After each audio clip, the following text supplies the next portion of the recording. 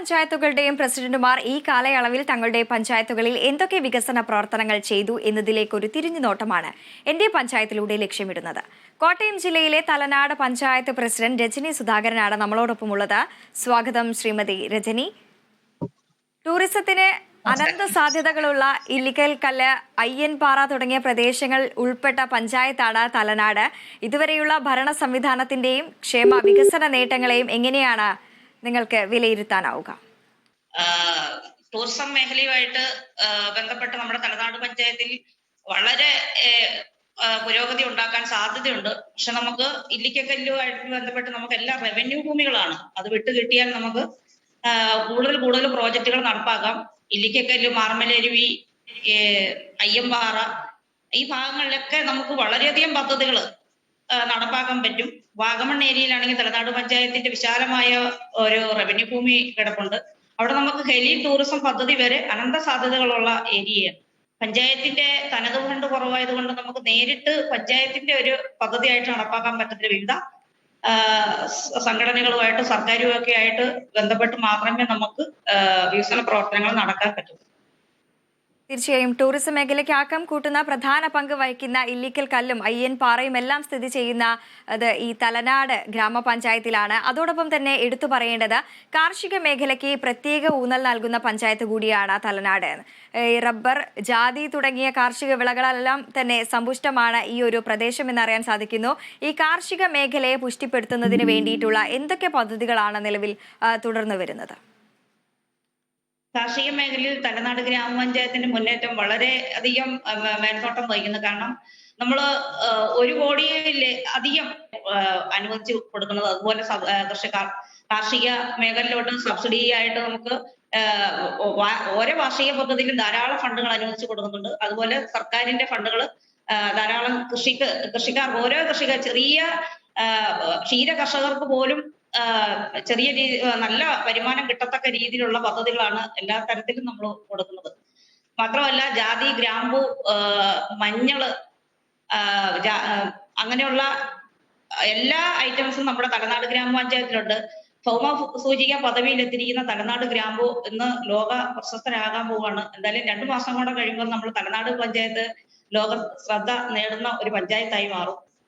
അതുപോലെ തന്നെ നമ്മുടെ തലനാട് ഗ്രാമപഞ്ചായത്തിന്റെ മഞ്ഞള് ഏറ്റവും അധികം, അതായത് വളങ്ങളൊന്നും ഇടാതെ ഏറ്റവും നല്ല ഭക്ഷ്യയോഗ്യമായ രീതിയിലോട്ട് അതിന്റെ കുർക്കുമിൻ വളരെയധികം ശ്രദ്ധ നേടാനുള്ള തയ്യാറെടുപ്പാണ് തലനാട് പഞ്ചായത്ത് നടത്തുന്നത്. ഇനി വരുന്ന ഭരണസമിതിയും ഇതിന്റെ മറ്റ് നടപടികളുമായിട്ട് മുന്നോട്ട് പോകുന്നുള്ള പ്രതീക്ഷയിലാണ്. എന്തായാലും നമ്മുടെ ഗ്രാമ്പു ലോക പ്രശസ്തനാകാൻ പോകുന്നതിൽ വളരെയധികം സന്തോഷം ഉണ്ട്. മാത്രമല്ല നമുക്ക് ജാതി, റബ്ബർ, കാപ്പി, കുരുമുളക്, ഏലം എന്നിവയെല്ലാം നമ്മുടെ തലനാട് പഞ്ചായത്തിന്റെ തനത് കാർഷിക മേഖലയിലാണ്. മാത്രമല്ല ഇല്ലിക്കൽ ടൂറിസവുമായിട്ട് ബന്ധപ്പെട്ട് നമുക്ക് സ്പൈസസിൽ നമ്മുടെ ഗ്രാമ്പുകളും മറ്റ് തനത് മൂല്യവർദ്ധിത ഉൽപ്പന്നങ്ങൾ വിൽക്കാൻ ആകുമെന്നുള്ള വിശ്വാസം ഞങ്ങൾക്കുണ്ട്.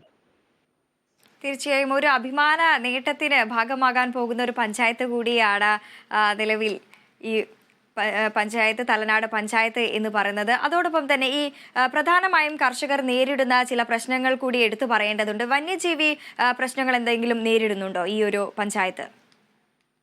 വന്യജീവി പ്രശ്നങ്ങൾ ഉണ്ടോന്ന് ചോദിച്ചാൽ ഉണ്ട്.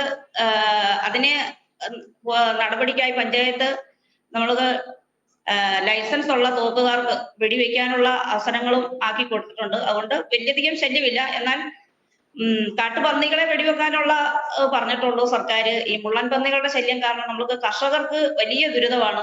ഒരു തേങ്ങ നിലത്ത് വന്ന് വീണാൽ പോലും നമുക്കത് എടുത്ത് ഉപയോഗിക്കാൻ പറ്റില്ലാത്തൊരവസ്ഥയാണ്. പിന്നെ തെങ്ങൊക്കെ നട്ടു വെച്ച് കഴിഞ്ഞാൽ ഇതെല്ലാം ഭയങ്കര ശല്യമാണ്. അതിനൊരു നടപടി ഉണ്ടാകുമെന്നുള്ള പ്രതീക്ഷയിലിരിക്കുന്നു. ഇത് അധികാരികളുടെ ശ്രദ്ധയിൽപ്പെടുത്തിയിട്ടുണ്ടോ? അധികാരികളുടെ ശ്രദ്ധയിൽപ്പെടുത്തിയിട്ടുണ്ട്. തീർച്ചയായും. അതോടൊപ്പം തന്നെ മലയോര മേഖലയാണ്, ഏറെ ഭീഷണി നേരിടുന്ന ഒരു പ്രദേശം കൂടിയാണ്. ഉരുൾപൊട്ടൽ സാധ്യതയടക്കമുള്ള പ്രദേശമാണെന്ന് അറിയാൻ സാധിക്കുന്നു. ഇതിനെയെല്ലാം പ്രതിരോധിക്കാൻ എന്തെല്ലാം മാർഗങ്ങളാണ് നിങ്ങൾ ഇപ്പോൾ ചെയ്തു വരുന്നത്? എല്ലാ വർഷവും നമ്മൾ മഴ അടുക്കുമ്പോൾ തന്നെ എല്ലാ വാർഡ് തലത്തിലും ഉരുൾ പൊട്ടുന്ന മേഖലകളിൽ നിന്ന് ആൾക്കാരെ ഉടനെ തന്നെ നമ്മൾ മാറ്റാനുള്ള സംവിധാനങ്ങളുണ്ട് പഞ്ചായത്തിന്റെ അടിസ്ഥാനത്തിൽ. എല്ലാ വാർഡുകളിലും മഴ ഭാവനികൾ വെച്ചിട്ടുണ്ട്. 100 സെന്റിമീറ്റർ കൂടുതൽ മഴ വരുന്ന വാർഡുകളിലെ ആൾക്കാർ ഏത് ഭാഗത്താണോ അവിടെ ഉള്ളവരിലൊക്കെ പെട്ടെന്ന് തന്നെ നമ്മൾ മറ്റ് സ്ഥലങ്ങളിലേക്ക് സംരക്ഷിച്ച് മാറ്റുന്ന എല്ലാ വാർഡ് മെമ്പർമാരും കൃത്യമായിട്ട് അതിനുള്ളൊരു മേൽനോട്ടം വഹിക്കുന്നുണ്ട്. അത് മാത്രമല്ല നമ്മുടെ എല്ലാ വാർഡുകളിലും പഞ്ചായത്തിന്റെ തന്നെ വാർഡ് തല വാട്സപ്പ് ഗ്രൂപ്പുകളുണ്ട്. ഒരു സെക്കൻഡിൽ നമ്മൾ അറിയിക്കുന്ന പഞ്ചായത്തിൽ അറിയിക്കുന്ന വിവരങ്ങൾ വാർഡുകളിൽ 2 മിനിറ്റ് കൊണ്ട് ചെല്ലുന്ന അറിയിപ്പുകൾ കിട്ടത്തക്ക രീതിയിൽ പൊതുജനങ്ങൾക്ക് എല്ലാവിധ അറിവുകളും കൊടുക്കാനുള്ള അവസരങ്ങൾ നമ്മൾ ഉണ്ടാക്കിയിട്ടുണ്ട്. ചെറിയ കാര്യം പോലും പൊതുജനങ്ങൾ അറിഞ്ഞു തന്നെയാണ് നമ്മുടെ പഞ്ചായത്തിൽ നടത്തിക്കൊണ്ട് പോകുന്നത്. തീർച്ചയായും വേനൽക്കാലമാണ് വരാനിരിക്കുന്നത്. കുടിവെള്ളക്ഷാമം നേരിടുന്ന ഒരു പ്രദേശമാണോ? ഇത്തരത്തിൽ കുടിവെള്ളം ആളുകളിലേക്ക്, ജനങ്ങളിലേക്കെല്ലാം എത്തിക്കുന്നതിനുള്ള പദ്ധതികളെല്ലാം എന്തൊക്കെ, ഏത് രീതിയിലാണ് മുന്നോട്ട് പോകുന്നത്? ജൽജീവൻ പദ്ധതി അടക്കം നമ്മുടെ മുന്നിലുണ്ട്. എങ്ങനെയാണ് ജനങ്ങൾക്കെല്ലാം വെള്ളം എത്തിക്കാനുള്ള ഒരു സൗകര്യം, സാധ്യതകൾ എത്രത്തോളമാണ്? നിലവിൽ KWAയുടെ കുടിവെള്ള പദ്ധതികളുണ്ട്. മാത്രമല്ല എല്ലാ വാർഡുകളിലും കുഴൽക്കിണർ അടിച്ചു കൊടുത്ത് റോഡ് സൈഡിൽ തന്നെ ടാങ്കുകൾ സ്ഥാപിച്ചിട്ടുണ്ട്. അത്യാവശ്യം വേണ്ടി വരുന്ന സമയത്ത് ടാങ്കുകളിൽ വെള്ളം നിറച്ച് പൊതുജനങ്ങൾക്ക് എടുക്കത്തക്ക രീതിയിലാണ് എല്ലാം നടത്തി വെച്ചിരിക്കുന്നത്. ജലജീവൻ പദ്ധതിയിൽ 56 കോടിയുടെ പദ്ധതികളാണ് പഞ്ചായത്തിൽ ആവിഷ്കരിച്ചു വെച്ചിരിക്കുന്നത്. അതിന്റെ നടപടികൾ വരുന്നതേ ഉള്ളൂ. പൈപ്പുകളൊക്കെ ഇടാൻ തുടങ്ങി. എന്തായാലും പൊതുജനങ്ങൾക്ക് വളരെയധികം ആവശ്യം ഉള്ള ഒരു കാര്യമാണ് നമ്മുടെ കുടിവെള്ളം. മാത്രമല്ല നമ്മുടെ തലനാട് പഞ്ചായത്തിനെ സംബന്ധിച്ച് നമുക്ക് 60 തോടുകളും പലരികളും ഒക്കെ ഉണ്ട്. അവിടെയൊക്കെ നിലവിൽ ഒരു ജനുവരി വരെയൊക്കെ നമുക്ക് വെള്ളം ധാരാളമുള്ള ഏരിയകളാണ്. അതായത് ഫെബ്രുവരി, മാർച്ച്, മെയ് മാസങ്ങളിലൊക്കെയാണ് കുടിവെള്ളത്തിന് ഒരു ബുദ്ധിമുട്ടുണ്ടാകുന്നത്. അപ്പോൾ ഇത്തരത്തിൽ ഈ തോടുകളും കുളങ്ങളും ചിറകളെല്ലാം സംരക്ഷിക്കപ്പെടുന്നുണ്ടോ നിലവിൽ? സംരക്ഷിക്കപ്പെടുന്നുണ്ട്. നമ്മൾ മാലിന്യമുക്ത പഞ്ചായത്താക്കി മാറ്റി നമ്മുടെ തോടുകൾ എല്ലാം വൃത്തിയാക്കി അവിടെ പ്ലാസ്റ്റിക്കുകളൊക്കെ മാറ്റി നീരുറവകൾ വൃത്തിയാക്കുന്ന നടപടികളാണ് ഇപ്പം നടന്നുകൊണ്ടിരിക്കുന്നത്. ഹരിത ടൂറിസം പദ്ധതിയിൽപ്പെടുത്തി എല്ലാ വാർഡുകളിലെയും തോടുകളും മറ്റ് വികസന പ്രവർത്തനങ്ങളും എല്ലാം നന്നായിട്ട് നടക്കുന്നുണ്ട്. അതുപോലെ തന്നെ നീരുറവകൾ സംരക്ഷിക്കാൻ വേണ്ടി നമ്മുടെ ഗ്രാമീണ തൊഴിലുറപ്പ് പദ്ധതിയിൽപ്പെടുത്തി ധാരാളം പദ്ധതികൾ നടപ്പാക്കുന്നുണ്ട്. അതോടൊപ്പം തന്നെ എടുത്തു പറയേണ്ട മറ്റൊന്നാണ് ഈ വീടുകളിലെല്ലാം നിന്ന് മാലിന്യം ശേഖരിച്ചുകൊണ്ടുള്ള പ്രവർത്തനങ്ങൾ. അത്തരത്തിലുള്ള ഏതെങ്കിലും മാലിന്യ നിർമ്മാർജ്ജന പ്രവർത്തനങ്ങളൊക്കെ ഏത് രീതിയിലാണ് പുരോഗമിക്കുന്നത്? നമ്മുടെ പഞ്ചായത്തിൽ 13 വാർഡാണ്. 13 ഹരിതകർമ്മസേന മെമ്പർമാരുണ്ട്. ഈ പ്രാവശ്യം നമുക്ക് സർക്കാരിന്റെ റവന്യൂ ഭൂമി 1 ഏക്കർ വിട്ടു കിട്ടി. നമ്മൾ നല്ല മോഡല് MCF തന്നെ നിർമ്മിക്കാനുള്ള പ്രോജക്റ്റ് ആക്കി വെച്ചിട്ടുണ്ട്. എന്തായാലും 2 മാസത്തിനുള്ളിൽ നടപ്പാക്കും. അതിനുള്ള നടപടികൾ നടത്തുന്നുണ്ട്. നമ്മൾ ദൃശ്യങ്ങളിൽ കാണുന്നു, ഈ ലൈഫ് മിഷൻ പദ്ധതിയുമായി ബന്ധപ്പെട്ട് ലഭിച്ച വീടുകളാണോ ഇത്തരത്തിൽ ആളുകൾക്ക് വാസയോഗ്യമാക്കി നൽകിയത്? അത്തരത്തിലുള്ള ദൃശ്യങ്ങളെല്ലാം കാണുന്നുണ്ട്. ഇത്രത്തോളം ആളുകളിലേക്ക് ഈ ലൈഫ് മിഷൻ പദ്ധതിയുമായി ഉൾപ്പെടുത്തി വീടുകൾ എത്തിക്കാൻ സാധിച്ചിട്ടുണ്ട്.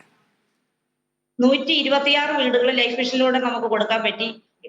ഇപ്രാവശ്യം നമ്മൾ 37 PMAY ലിസ്റ്റിൽപ്പെടുത്തി അവർക്ക് 37 പേരെ കൊണ്ട് എഗ്രിമെന്റ് വെച്ചിട്ടുണ്ട്. ലൈഫ് മിഷൻ പദ്ധതിയിൽപ്പെടുത്തി കുറെ വർക്കുകൾ നടന്നുകൊണ്ടിരിക്കുന്നു. എല്ലാവർക്കും കൃത്യ സമയത്ത് തന്നെ ഫണ്ട് വരുന്ന മുറയ്ക്ക്, നമുക്ക് തനത് വരുമാനമില്ലാത്ത ഫണ്ടായതുകൊണ്ട് സർക്കാർ കിട്ടുന്ന ഫണ്ടുകൾ വെച്ച് മാത്രമാണ് നമ്മൾ പഞ്ചായത്തിന്റെ കാര്യങ്ങൾ നടത്തുന്നത്.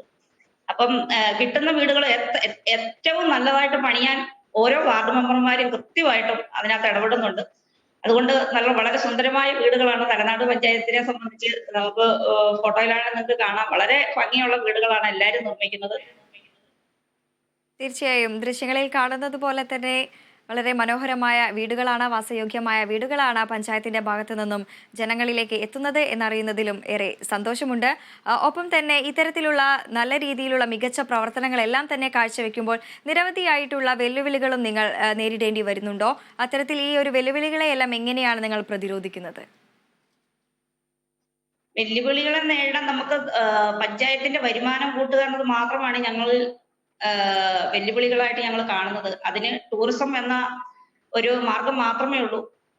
അതിന് പഞ്ചായത്തിന്റെ സ്ഥലങ്ങൾ ഇല്ലാത്തത് കൊണ്ട് നമുക്ക് സർക്കാരുമായിട്ട് ഇടപെട്ട് മാത്രമേ നമുക്ക് വികസന പ്രവർത്തനങ്ങൾ നടത്താൻ പറ്റുള്ളൂ. ഓരോ പഞ്ചായത്തും തനത് വരുമാനം വർദ്ധിപ്പിക്കാനുള്ള നടപടിയാണ് എടുക്കേണ്ടതെന്ന് പൊതുവേ ഉണ്ട്. അപ്പം തനത് വരുമാനം വർദ്ധിപ്പിച്ചാൽ മാത്രമേ ഞങ്ങൾക്ക് തലനാട് പഞ്ചായത്തിനെ സംബന്ധിച്ചൊരു നിലനിൽപ്പുള്ളൂ. പിന്നെ മറ്റ് റോഡുകളെല്ലാം ഞങ്ങൾ സർക്കാരിന്റെ ഫണ്ടുകൾ വെച്ചാണ് 15 കോടിയോളം ഞങ്ങൾ ഈ ഭരണസമിതിയിൽ റോഡിന് വേണ്ടി മാത്രം നമുക്ക് സർക്കാർ അനുവദിച്ചു തന്നിട്ടുണ്ട്. അതെല്ലാം ഏറ്റവും നല്ല രീതിയിലും വൃത്തിയായും ഭംഗിയായും സംരക്ഷിക്കപ്പെട്ടിട്ടുണ്ട്, അത് നടപ്പാക്കിയിട്ടുണ്ട്. ഒരു വാർഡിൽ മാത്രമേ ഒരു ശകലം പെൻഡിങ് വന്നിട്ടുള്ളൂ. അത് എന്തായാലും ഉടനടി നടത്തും.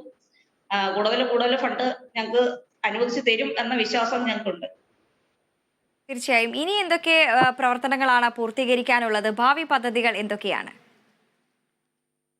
ഭാവി പദ്ധതികൾ എന്ന് പറഞ്ഞാൽ നമ്മുടെ പഞ്ചായത്തിൽ നിന്ന് മല ഉള്ള ഏരിയ ആയതുകൊണ്ട് ഒരു വീടേ ഉള്ളേലും അവിടെ പോലും പഞ്ചായത്ത് റോഡുകൾ എത്തണമെന്നൊരു ആഗ്രഹമുണ്ട്. കാരണം നമുക്ക് ഇവിടുന്ന് ഒരു മെയിനായിട്ടൊരു ആശുപത്രിയിൽ പോകണമെങ്കിൽ തന്നെ വണ്ടിയും ചെല്ലണം. വീടിന്റെ മുറ്റത്ത് വണ്ടി ചെന്നാൽ മാത്രമേ നമുക്ക് കാര്യമുള്ളൂ. പൊതുജനങ്ങളുടെ ആവശ്യം ഏറ്റവും കൂടുതൽ നന്നായിട്ട് നടപ്പാക്കുക എന്നത് മാത്രമാണ് എന്റെ ഉത്തരവാദിത്വം. അത് ഏറ്റവും കൂടുതൽ കഴിവതും ഫണ്ടുകൾ ഉണ്ടെങ്കിൽ ഏറ്റവും കൂടുതൽ നമ്മുടെ കാലാവധി തീരുന്നതിന് മുമ്പ് നടപ്പാക്കും. മറ്റ് ഫണ്ടുകൾ നമ്മൾ MLA-യോടോ MP-യോടോ ഒക്കെ ഫണ്ടുകൾ ബ്ലോക്കിൽ നിന്ന് ജില്ലാ പഞ്ചായത്തിന്റെ ഒക്കെ ഫണ്ടുകൾ മേടിച്ച് തന്നെയാണ് കുറെ കാര്യങ്ങളൊക്കെ പഞ്ചായത്ത് റോഡുകളൊക്കെ നിർമ്മിക്കുന്നത്. എന്തായാലും ഗ്രാമീണ റോഡുകൾ കൂടുതൽ ഭംഗിയായിട്ടും നടപ്പാക്കാൻ പറ്റും. ഈ ഭരണസമിതി ഇറങ്ങുന്നതിന് മുമ്പ് പല വാർഡുകളിലും ഗ്രാമീണ മേഖലകളിലോട്ട് റോഡുകൾ വികസനം ഉണ്ടാകും എന്ന്. തീർച്ചയായും തുടർന്നുള്ള ഭരണവും ഉചിതമായിരിക്കട്ടെ എന്ന് ആശംസിക്കുകയാണ്. നമ്മളോടൊപ്പം ചേർന്നത് കോട്ടയം ജില്ലയിലെ തലനാട് പഞ്ചായത്ത് പ്രസിഡന്റ് രജനി സുധാകരനാണ്. ഇന്നത്തെ എപ്പിസോഡ് ഇവിടെ അവസാനിക്കുന്നു. പങ്കെടുത്ത എല്ലാവർക്കും നന്ദി, നമസ്കാരം.